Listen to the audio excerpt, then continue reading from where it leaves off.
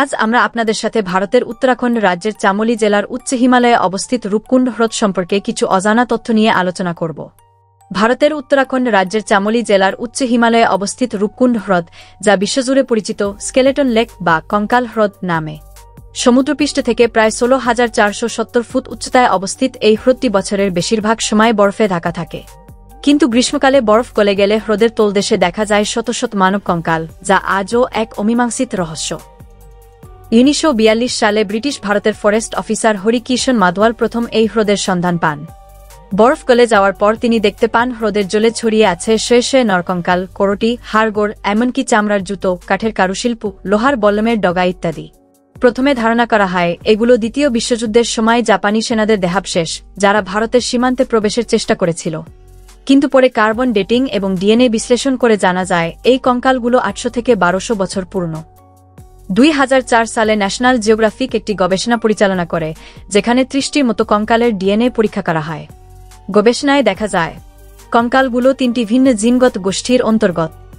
একদল ছিল দক্ষিণ এশীয়, একদল পূর্ব এশীয় এবং একদল ভূমধ্যসাগরীয় অঞ্চলের। তারা দুটি ভিন্ন সময়ে মারা গেছে, প্রায় 1000 বছরের ব্যবধানে। কঙ্কালগুলোর মাথায় শিলার আঘাতের চিহ্ন ছিল, যা প্রাকৃতিক দুর্যোগে মৃত্যুর ইঙ্গিত দেয়। এই গবেষণায় অংশ নিয়েছিলেন ডাক্তার নীরাজ রায়, ভারত, ডাক্তার ডেভিড রেইক, হার্ভার্ড এবং ম্যাক্স প্ল্যাঙ্ক ইনস্টিটিউট এর বিজ্ঞানীরা। উত্তরাখণ্ডের স্থানীয় লোককথা অনুযায়ী নন্দাদেবী ছিলেন মহাদেবের স্ত্রী। একবার তিনি হোমকুণ্ডে যাওয়ার পথে শোভাযাত্রা নিয়ে যাত্রা করেন। পথে তার তৃষ্ণা পেলে মহাদেব তৈরি করেন বেদিনী কুণ্ড এবং পরে রূপকুণ্ড। লোকথা বলে এক রাজা তার রানী ও নর্তকীদের নিয়ে নন্দাদেবীর তীর্থযাত্রা করতে গিয়ে দেবীর ক্রোধে শিলাবৃষ্টির কবলে পড়ে মারা যান।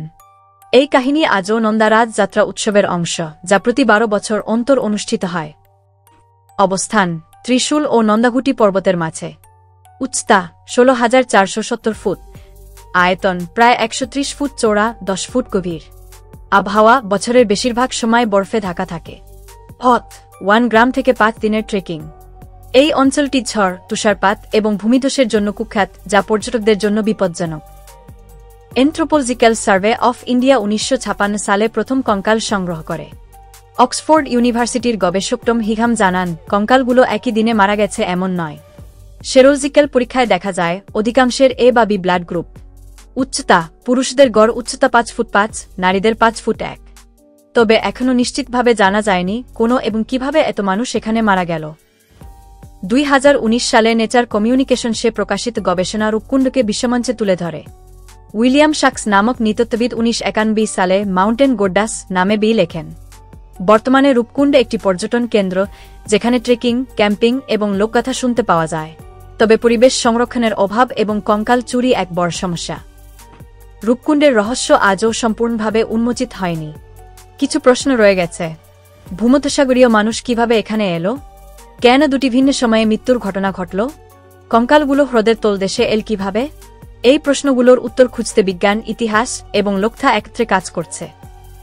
রূপকুণ্ড হ্রদ শুধু একটি প্রাকৃতিক জলাশয় নয়, এটি মানব ইতিহাস, ধর্মীয় বিশ্বাস এবং বৈজ্ঞানিক অনুসন্ধানের এক মিলনস্থল। শত শত কঙ্কাল যেন অতীতের এক নিঃশব্দ বার্তা বহন করছে, যেখানে প্রকৃতি, ধর্ম এবং মৃত্যু একত্রে মিশে গেছে। ভিডিওটি ভালো লাগলে আমাদের চ্যানেলটি সাবস্ক্রাইব করে আমাদের সমর্থন করুন এবং আপনি যা জানতে চান তা মন্তব্যে জানান। আমরা এটি সম্পর্কে একটি ভিডিও তৈরি করব।